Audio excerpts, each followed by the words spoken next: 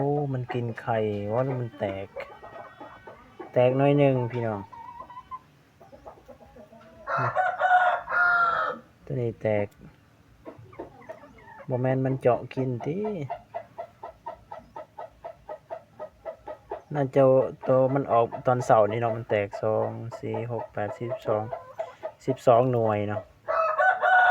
แล้ววันนี้13หน่วยนี่มันแตกตัวนี้แหละแตกบ่ฮู้ว่ามันขึ้นเหยียบบ่หรือว่ามันเจาะเนาะบ่ฮู้คือกัน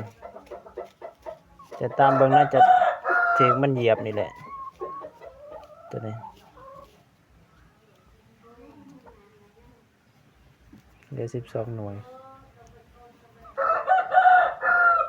นี่ออกเมื่อวานนี่ตัวนี้มีใหม่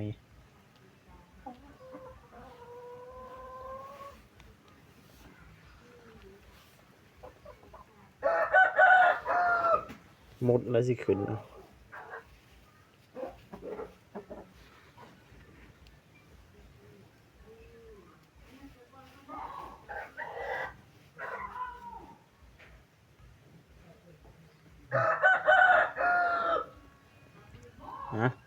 เสียไปหน่อยหนึ่งเนาะยังเหลือซ้ำเก่าเมื่อวานนี่ก็12วันนี้ก็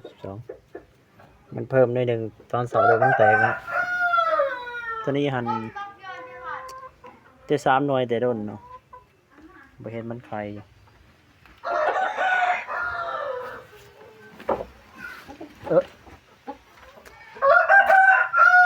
ตัวนี้อันนั้นบิ๊กจิ๋วของรัวเนาะแต่ว่าไก่พม่าไปสมใส่เนาะเจ้า F16 ถือว่าตัวนั้นใส่บ่ได้เนาะโมฆะตัวนี้ไข่ของอันนั้นนะจะไม่พิศาจเนาะบวกเจ้ายอดเพชรตัวนี้เนาะตอนนี้ได้4หน่วยนี่พอดีทันกันกับมอน4หน่วยกัน